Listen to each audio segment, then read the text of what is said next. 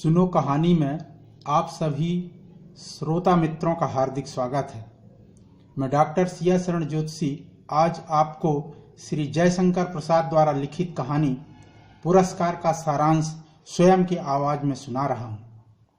श्रोता मित्रों, आपको यह कहानी पसंद आएगी ऐसी आशा करता हूं। कहानी का उद्देश्य है कि कहानी की नायिका मधुलिका देश प्रेम की खातिर अपने लिए प्राणदंड स्वीकार करती है। कहानी में यह संदेश है कि देश प्रेम सर्वोपरि है और युवकों को या प्रत्येक व्यक्ति को देश के लिए मरने मिटने को तैयार रहना चाहिए। अब सुनिए कहानी प्रोफेसर सिया शरण ज्योतिषी की जुबानी। बरसात के दिन थे। आकाश में काले काले बादल घुमड़ रहे थे। कौशल महाराज की आज सवारी निकली। उसे देखने के लिए गांव में भीड़ इकट्ठी होने लगी। महाराज के मुख पर मुस्कान थी। पुरोहित वर्ग ने स्वस्ति वाचन किया। बाजे गाजे बजने लगे। किशोरियों ने खीलों और फूलों की वर्षा की। कौशल का यह प्रसिद्ध उत्सव था। एक दिन के लिए महाराज को कृषक बनना पड़ता। नगर निवासी पहाड़ी भूमि में आनंद मनाते। प्रतिवर्ष इस कृषि उत्सव में किसी एक कृषक की जमीन चुनी जाती और कौशल महाराज उस जमीन में हल चलाते, बीज बोते और वह जमीन राजा की हो जाती। महाराज उसके बदले जमीन की चौगुनी कीमत अदा करते। इस उत्सव को देखने के लिए दूसरे देशों के राजा भी आते। मगध नरेश अरुण इस बार उत्सव को देखने के लिए आए और इस बार राजा द्वारा हल चलाने के लिए मधुलिका की जमीन चुनी गई। मधुलिका बीजों की थाल लिए कौशल महाराज के साथ साथ चल पड़ी। महाराज हल चलाकर बीज को बोने लगे। मधुलिका कभी थाल को संभालती और कभी अपने रूखे केसों पर हाथ फेरती। धीरे धीरे थाल के पूरे बीज समाप्त हो गए। कौशल महाराज ने खाली थाल में जमीन के एवज में कुछ सोने के सिक्कों को रख दिया। मधुलिका ने उन सिक्कों को महाराज को दे मारा। मधुलिका ने कहा, देव, यह मेरे पितृ पितामहों की भूमि है। इसे बेचना अपराध है, इसलिए मूल्य स्वीकार करना मेरी सामर्थ्य के बाहर है। महाराज कुछ उत्तर देते उसके पहले वृद्ध मंत्री ने तीखे स्वर में कहा, अबोध, क्या बक रही है? राजकीय अनुग्रह का तिरस्कार। आज से तू राजकीय अनुरक्षण में रहेगी।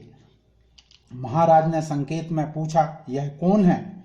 मंत्री ने उत्तर दिया, वाराणसी युद्ध के अन्यतम वीर सिंह मित्र की यह एकमात्र कन्या है महाराज। महाराज चौंक उठे। सिंह मित्र की कन्या, जिसने मगध के सामने कौशल की रक्षा की थी? हाँ, वही। जय घोष के साथ सभा विसर्जित हुई। सब अपने अपने शिविरों में चले गए। मधुलिका खेत की सीमा पर विशाल मधुक वृक्ष के चिकने हरे पत्तों की छाया में अनमनी चुपचाप बैठी रही। मगध नरेश अरुण ने यह सारा दृश्य देखा। उसकी आंखों में नींद न थी। वह मधुलिका के पास पहुंचा। मधुलिका की आंखें खुली। अपरिचित युवक को देखकर उसने कहा, कुमार, मेरी मनोदशा सही नहीं है। क्या मुझे इस दशा में भी चुप न रहने देंगे?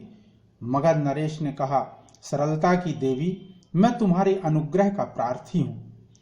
मधुलिका ने कहा, वह दूसरों के खेतों पर श्रम करके जीवन यापन कर रही है। भले ही आप मुझे मेरी जमीन वापस दिलवा दें, किंतु मैं राजकीय नियम ना तोड़ूंगी। मुझे दुखी ना करें। अरुण यह सुनकर वापस चला गया। मधुलिका दूसरे खेतों में काम करती और चौथे पहर रूखी सूखी खाकर पड़ी रहती। मधुक वृक्ष के नीचे उसकी पर्ण कुटीर थी। 3 वर्ष बीत गए। मधुलिका बीते क्षणों को याद करती। वर्षा होने लगी। मधुलिका अपनी जर्जर झोपड़ी के अंदर कांप उठी। बाहर आवाज आई, कोई है? पथिक को आश्रय चाहिए। सामने अरुण खड़ा था। मैं मगध का विद्रोही कौशल में आजीविका खोजने आया हूं। मधुलिका ने कहा, आपका स्वागत है कुमार। दोनों वट वृक्ष के नीचे बैठकर बातें करने लगे। मधुलिका, मैं नए राज्य की स्थापना करना चाहता हूं और तुम्हें राजरानी के सिंहासन पर बैठाना चाहता हूं, और मेरी योजना क्या है उसके बारे में मैं तुम्हें बाद में बताऊंगा। मधुलिका कौशल राजा के दरबार में उपस्थित हुई। 3 बरस हुए देव, मेरी भूमि खेती के लिए ली गई थी। राजा ने कहा, तुम उसका मूल्य मांगने आई हो? नहीं नहीं महाराज, मुझे मूल्य नहीं चाहिए। मुझे उतनी ही भूमि दुर्ग के दक्षिणी नाले के समीप की जंगली भूमि में दे दी जाए, मैं वही खेती करूंगी। मुझे एक सहायक मिल गया है। मधुलिका को सुनसान जंगल में वह भूमि दे दी गई।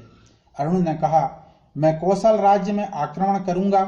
कौशल राष्ट्र की राजधानी श्रावस्ती में तुम्हारा अभिषेक होगा, यही मेरी योजना है मधुलिका। मधुलिका यह सुनकर हतप्रभ रह गई। उसे देश प्रेम सताने लगा। उसका मन विचलित हो गया। वह पागल सी हो गई। अपनी झोपड़ी तक नहीं पहुंच पा रही थी। उसे सामने आलोक दिखाई दिया। उसे कुछ सैनिक आते दिखाई दिए। वह बीच पथ में खड़ी हो गई।